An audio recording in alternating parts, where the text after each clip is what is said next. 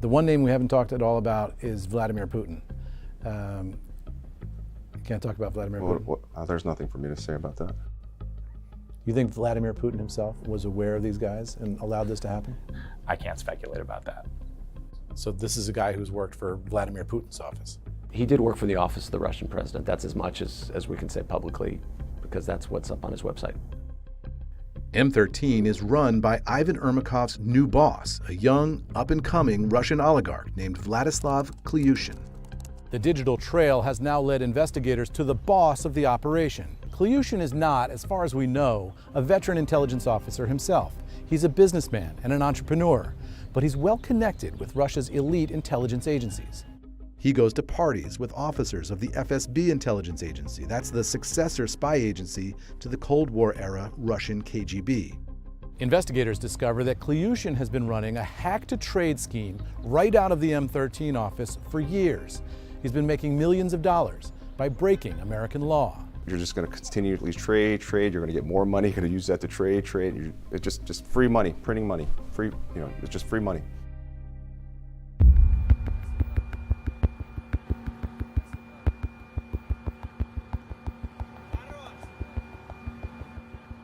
The evidence investigators gather starts to reveal the story of what's going on behind the scenes in Moscow.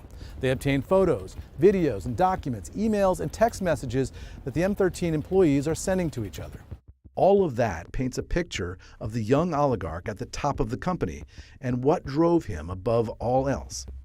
He was a lot like the kind of people that we prosecute for white-collar crime here in the United States every day, who don't really need to turn to white-collar crime in order to be successful because they already are successful. He was wealthy, he had a very nice house, he had very nice cars, he had a country house, but he wanted more, like so many of our defendants do, and he found a way to get access to easy money, and he took it. He doesn't have any specialized computer skills, but what he does have are connections. Klyushin knows highly placed people in the Russian intelligence and defense worlds, and he knows a lot of rich Russians. And in June of 2020, he received the Russian Medal of Honor, shown in this photograph, signed by Vladimir Putin himself. He also received this award from the FSB. We don't know exactly what Klyushin did to earn this spying award, but it's signed by the deputy director of the FSB. We also don't know exactly how or when they meet, but the oligarch Klyushin and the hacker Ermakov socialize together with Klyushin's wife and Ermakov's girlfriend. And more than that, the two men strike up a business partnership and something of a bromance. They're in near constant contact. They go out drinking, and they sauna together naked. They text each other about Billions, the American TV drama about corrupt Wall Street traders. I work so hard, if not to do what we want, when we want. Ermakov asks Klyushin if he's seen the final episode of season 4 of the show. That's the one where a U.S. attorney tries to prosecute a young, up-and-coming hedge fund billionaire. There are birthday parties, fancy dinners, golf, and rooftop barbecues with the M13 team. Klyushin takes the team to the World Cup in Russia, a huge global event and a point of pride for Vladimir Putin's regime. Eating, drinking, celebrating, and showing off their Russian colors. Klyushin and Ermakov share a fondness for helicopter skiing. They shop for expensive things. Klyushin buys a luxury apartment for Ermakov and buys himself a $3 million yacht called the 7K from a shipyard in Cyprus. Klyushin texts his employee Ermakov how much he enjoys being with him. We spend a lot of time together. I feel good and calm.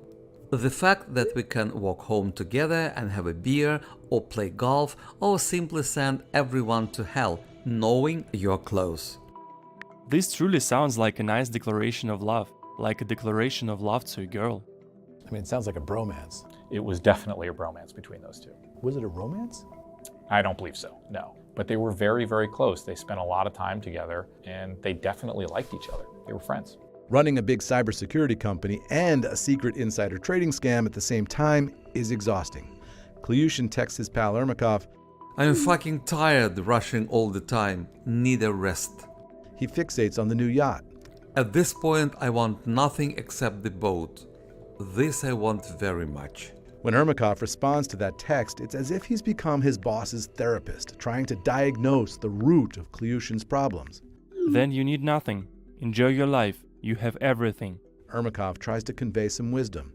I read somewhere that if you keep buying while you have everything, it means you're unhappy.